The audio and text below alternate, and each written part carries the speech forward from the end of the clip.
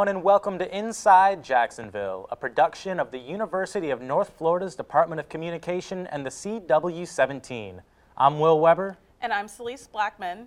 We're here each month with stories about life on our favorite coast, the First Coast. Today we're taking a closer look at how living on the water influences and enhances our everyday life. When you're out on the beach, you can often look out and see surfers boarded up and shredding waves throughout the Atlantic Ocean. Inside Jacksonville's Joy Kader introduces us to three members of a very passionate and vibrant surfing community. Rise and shine with a cup of coffee, a nice hot shower, or maybe something a little more invigorating. Meet Brian Thornton. So the thing that I love to do is surf, so I surf before I do anything else.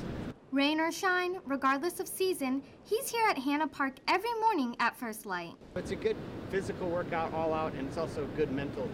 Brian's day job takes him back to shore, where he's a professor at the University of North Florida. His love of surfing originates in our 50th state, Hawaii, where his family relocated in the 1960s when he was a child. I remember I caught my first wave. When I went home, I told my mom, "That's it, I'm going to be a surfer." She said, "That's good, that's nice, now go study, go do your homework." But his studies took him oceans away. Once I left Hawaii, I got a job as a reporter at Wichita, Kansas. And that was a good move career-wise, but it wasn't a good move life-wise. So I didn't realize I would miss the ocean so much. While Brian's love for surfing has waved him back into the ocean, other dedicated surfers like Emilia have taken steps to become professional instructors. Emilia caught her first wave 7 years ago. Now she's sharing her love of surfing with others as an instructor at Jack Surf and Paddle in Neptune Beach. I wanted to establish more of a relationship with the ocean, and of course surfing is an awesome way to do it. It beats just laying on the beach. Emilia also works as a journalist for the St. Augustine Record, yet she still makes time to surf at least every other day. If not, she says she can get a little grumpy. I like surfing because it's a way to step away from the craziness of life and really just find your zen moment. So when I'm out there, my brain is pretty much blank. Jacksonville's waves may not stack up compared to Hawaii, or even intrigue people enough to get out there and surf. But that doesn't matter to professional skimmer Ryan McFarland. Time flies by when I'm out there. It's just peace, pure peace. Skimboarding is similar to surfing, but instead of paddling in the waves, you're running out to the waves closer to shore. With skimboarding, it's all about the glide and building up as much speed as you can in order to do the tricks and turns needed to score big. And regardless of how demanding school and work can be, he's up at 5:30 and heading to the beach. It's always worth it. It's always not worth it when you don't get up though. Brian, Emilia, and Ryan's stories may have started on different waves, but surprisingly, their surfing adventures are each breaking in a similar direction. I'm going to do it forever. For as long as I can move my arms and do a pop-up, I will be a surfer. Until I'm physically unable to surf and skim anymore, that's when I plan to stop. The power of the surf life is strong, even if the waves aren't. Joy Kader, Inside Jacksonville. There's plenty of spots to surf here in Jacksonville, and if you'd like to learn how, you can always visit Emilia at Jack's Paddle and Surf in Neptune Beach. The American Red Cross Volunteer Life-Saving Corps has been saving lives and educating thousands on water safety in Jacksonville for more than 100 years. The Corps is rich in history, and as Inside Jacksonville's Caitlin Kitchen shows us, some of it may surprise you, even locals. Lifeguards are an essential asset to any beach town, offering a watchful eye over beachgoers as they have fun in the sun. But the story behind the Jacksonville Beach Lifeguard Station is one most may not be familiar with. It was the first lifeguard station in the nation. The American Red Cross Volunteer Life-Saving Corps was created after tragedy hit the First Coast. In 1912, Mary Proctor, a prominent nurse in the Jacksonville area, went for a swim with her sister and a friend. They got caught in a runout, and unfortunately, Mary did not make it. The station's archivist, George Hapsis, told us just how the incident got the organization started. That story got in the papers, and it got some people upset. So our two founders read the paper. They thought something should be done about it. The unfortunate drowning of Mary Proctor urged Clarence McDonald, who was the supervisor of public recreation for Jacksonville, and Lyman Haskell, a life-saving teacher from the YMCA, to create the station in hopes to prevent other tragedies. Basically, they got a group of guys together. They started volunteering on Sundays and national holidays. In the beginning, the station would assist the Coast Guards with shipwrecks that had occurred off the Jacksonville beaches. But in 1914, things began to change when they were chartered by the American Red Cross. The Red Cross supported us until a year or so ago, and they have dropped us because we're not a big product of what they do anymore, but the building still belongs to them, and they allow us to use it. The station's current foundation has been standing since 1947, surviving misfortunes such as hurricanes and fires. Although their tools and regulations have changed throughout the years, their core values have remained the same. After recognizing there was a need for assistance in the water, Henry W. Wilson created the water buoy here in Jacksonville, which was the first of its kind. With the points on it, he could tow it out in the ocean through the breaking waves. There are many types of rescues the lifeguards perform. The most common results from swimmers who have a lack of experience in the water. The Jacksonville Beach lifeguards perform approximately 60 to 70 rescues a year. Sharks may be the most common fear, but it is rip currents you should really be worried about. We do offer CPR and first aid classes at a charge, but they are a very extremely recommended class for anyone to have. The station also offers beach and ocean safety classes. Caitlin Kitchens, Inside Jacksonville. While enjoying your time on the beach, make sure you're constantly staying aware of your surroundings and pay attention to the lifeguard signals and flags.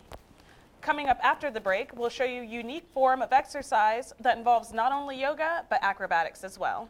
We'll also take a closer look at our other major waterway, the St. Johns River. While it's a bustling hub of activity above, wait until you see some of the challenges below the surface. Stay with us. Welcome back to Inside Jacksonville. This month, we're taking a closer look at some of the ways living on the coast influences our lives. Thanks to the Atlantic Ocean and St. Johns River, we're literally surrounded by water. But sometimes it's easy to forget these important sources of endless enjoyment bring some responsibilities too. Inside Jacksonville's Al Huffman shows us a couple of these challenges we face in keeping our waters free from invasive species. The St. Johns River is widely used in Jacksonville, from recreational boating to cargo shipping and even marine biology surveys. But not all marine life in the river is native to the First Coast.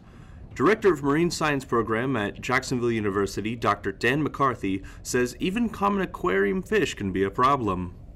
So anytime somebody new comes in, we're like, maybe there's a problem. One of them in particular, Plecostomus, the one that everyone calls plecos, is commonly purchased. And people purchase them because they're algae suckers first and foremost. And this is the same guy that you would purchase at Walmart, but now is much, much bigger. Pleco fish can destroy riverbanks they burrow into, and because they're armor-plated, not many predators eat them. Behind me, the St. Johns River. Looks good now, but it wasn't always that way. Apparently, this river was once completely clogged by an invasive water plant. Above water, invasive plants represent their own problems for the First Coast. Bureau Chief of the St. John's Water Management District, Steve Miller, says water hyacinth completely took over the river in the late 1800s. So I want you to imagine going out in your boat and launching it into the St. Johns River and not being able to move because there's a raft of vegetation in front of you that you literally can't get through. Miller says kayaking groups in bodies of water, like Drillington Creek, sometimes deal with the troublesome plant, but now chemical treatments and observation help keep most of it in check. Miller also says we should try to minimize the introduction of new species. You know, what we as humans have a hard time doing is euthanizing these exotic organisms. You know, we're done with them. We'd rather just throw them back in the water, even though it's not the area that they came from, and then they potentially could cause a problem. However, not all non-native species are a problem. McCarthy says there's a lot of species that aren't from the area that live in the ecosystem just fine. Al Huffman, Inside Jacksonville. For more information on how you can keep non-native species from becoming a problem in your coastal community, contact the St. John's Water Management District for more. Did you ever think that a house could be turned into a bar? Well, as Inside Jacksonville's Lauren Ericksen shows us, Steve Flores did just that by using bits and pieces of a 100-year-old home to create Kickbacks Gastropub. Kickbacks Gastropub is a unique historical restaurant that has 180 beers on tap and countless choices for food to satisfy anyone living on the coast. We try to use local ingredients when possible. We definitely make sure all of the local breweries are represented. That's why I come here, honestly. Twice, 3 times a week because of the local breweries. On the corner is Intuition, even though they're partially moving downtown. Bold City's right around the corner, and of course we support Ardwolf, who's in San Marco, all the way out to Orange Park, which has Pinglehead Brewery. We have Veterans United. We have Green Room. We get beer from pretty much everybody in town that distributes beer. Even non-beer drinkers can find something to quench their thirsts. I'm not a beer drinker, but I hear the beer is really good because my husband loves beers.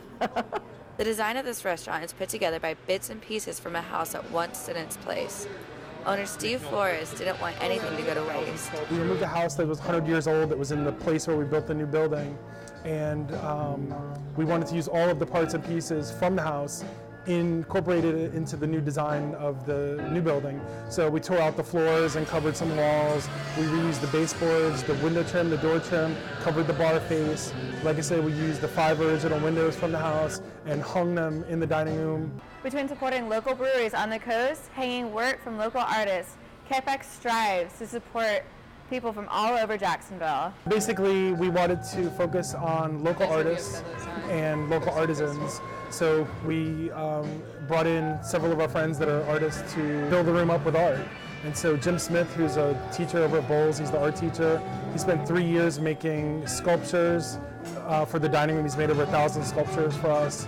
Even though Jacksonville's large, we're small in some ways, and so to have them support the community only is going to make us better and grow more.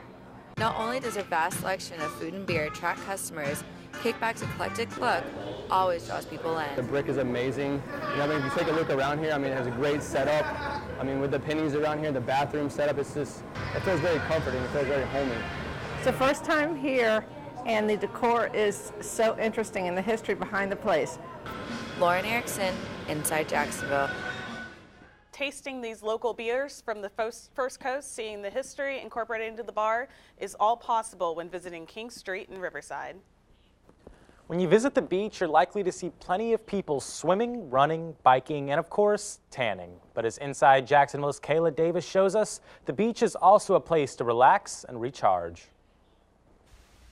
Acro Yoga is a unique mixture of partner acrobatics, Thai massage, and yoga. Acro Yoga allows for those who do it to not only build trust with themselves as they stretch their body to achieve new positions, but also with their partner as they form close bonds with each other. I love the community, it's great. Ann Steele has been doing Acro Yoga for 2 years now. What appealed to me in the beginning was just being able to do moves I did when I was younger, gymnastics moves, and I could do them on another person.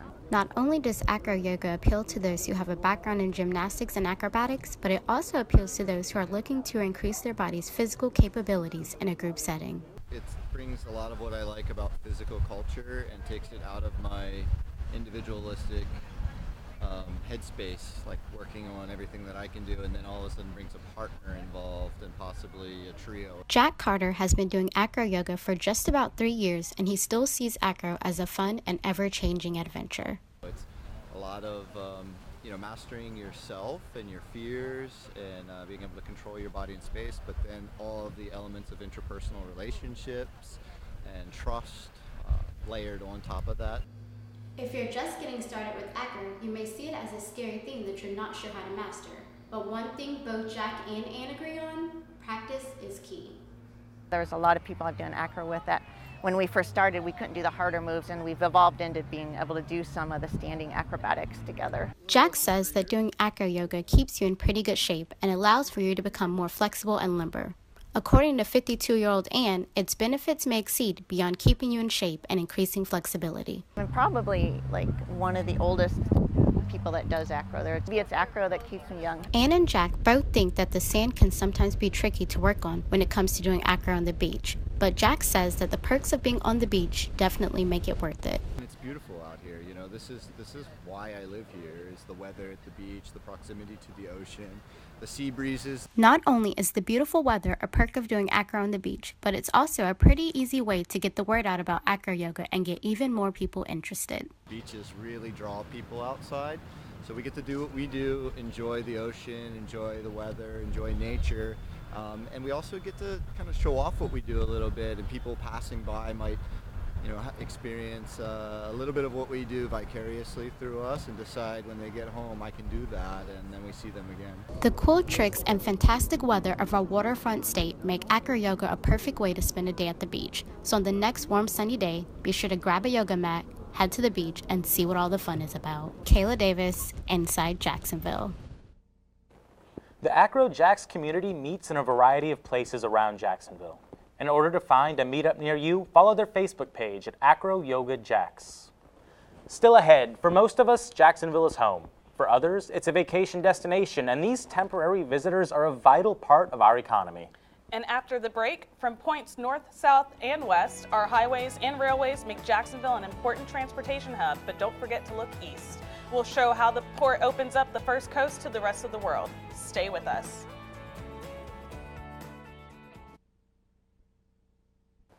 Welcome back to Inside Jacks. This month, we're taking a closer look at some of the ways living on the coast influences our lives. And let's not forget about those that visit and vacation here. The First Coast tourism is actually a $2.5 billion a year industry that fuels our local economy. Inside Jacksonville's Jordan Bebout takes us beyond the extra traffic for a closer look at the numbers. The First Coast offers unique attractions that bring visitors from across America. Patty Jimenez from the Visit Jacksonville campaign reveals the number of tourists that stop by our city. We're talking about 20 million people that come to our city each year just to come visit. You know, on any given day, there are 16,000 visitors just wandering our city and exploring everything that it has to offer. Jacksonville has over 22 miles of beach area, making it a favorite destination for visitors. It works to our advantage so much to have this beautiful beach and then to be in this location. You know, Florida is the #1 tourism destination in the nation, you know, one of the top destinations to come visit in the world. For Nikki Ward, a visitor from Idaho, Jax offers proximity to the beach and plenty of activities. I'm in Jacksonville right now for work. So I'm in the IT industry, selling software. And so I had a meeting over here by the beach, and you know, when you're this close, you gotta go take a peek at the ocean. Even though Jacksonville doesn't have the typical white sand beaches or the blue water, there's still a lot to offer. The nice thing is there's a lot of very affordable and convenient restaurants and things to do here along the beach that maybe in South Florida are more expensive or maybe a little more populated. Even though Jax continues to draw in more tourists each year, many people aren't aware of this vacation destination. For too long we have been this hidden gem, and nobody hates that title more than us. We don't want to be a hidden gem. We don't want people to come here and go like, oh, look at all the great things we have that I had no idea about. We want them to come here because they know how great it is. Inside Jacksonville, I'm Jordan Bebout. Learn more about tourism in Jacksonville or how to plan the perfect vacation here, go to visitjacksonville.com. Ships carrying cargo from around the world navigate the high seas with their final destination right here on the First Coast, and it's big business. Inside Jacksonville's Karrah Johnson shows us the major role the Port of Jacksonville plays in maximizing our vital and often overlooked eastern access route. The steady hum of machinery matches the constant movement of construction workers at the Jacksonville port, where over 8 million tons of cargo was handled last year. The port is a staple of Jacksonville and a key to its economy, so important that Barack Obama paid a visit in 2013 and Donald Trump mentioned it by name in a recent campaign rally. It contributes an estimated $27 billion to the regional economy each year and supports over 130,000 jobs. Located within minutes of both I-95 and I-10, the port is able to distribute goods nearly anywhere in Southeast America, an advantage Port Liaison Nancy Rubin says separates it from competitors. We can reach 60,000 consumers in the Southeast United States within a 1 day's truck drive. There is one problem hurting Jacksport's efficiency. It's the depth. Right now, Jacksport's harbor isn't deep enough to hold fully loaded ships. That's why the port is set to break ground on a nearly $700 million project to dredge the harbor floor, lowering the depth from 40 to 47 feet. Port authorities estimate the deepening project could add millions of dollars in Asian exports to the Jacksonville economy and thousands of jobs. That ship would like to bring more cargo. It would like to leave with more cargo. But yes, it can't currently because of the depth of our harbor. For most, port expansion seems like an obvious plan to boost the Jacksonville economy, but some critics say not so fast. UNF professor David Jaffe is one of the most vocal critics of the dredging project. Jaffe says the port's assumption that a deeper harbor will lead to more cargo isn't the slam dunk many make it out to be. From my perspective, it would be a monumental waste of taxpayer dollars. Right now, ports in Savannah and Charleston handle approximately 80% of the region's Far East exports. And with a $5 billion deepwater terminal headed for the Savannah River, critics question if the investment will make Jacksport the first in, last out port of the Southeast. So you've got all these East Coast ports competing for pretty much the same cargo. If Jacksonville gets to 47 feet, they will be no deeper than Savannah, they will be no deeper than Charleston, and therefore there will be no net competitive advantage. The proposal to dredge has been a goal for years, but securing funding has left its future in doubt. CEO Brian Taylor resigned without warning this March, leaving the port searching for a leader as it prepares to break ground this year. It's a massive investment, which could lead to an even bigger payoff, but for the citizens of Jacksonville, only time will tell. Karrah Johnson, Inside Jacksonville. The port's still searching for a new CEO, but in the meantime, the first stage of construction is still scheduled to begin during the 2017 fiscal year. Well, that's a wrap for this edition of Inside Jacksonville. If you missed anything from today's program, just visit our website, unftv.com, and click on Inside Jacksonville. You'll find expanded versions of our stories, photos, interviews, and other extras. That's unftv.com, Inside Jacksonville. You can also find us on Twitter, Facebook, YouTube, and Instagram at Inside Jacksonville. Thanks for joining us. We'll see you next time, Inside Jacksonville.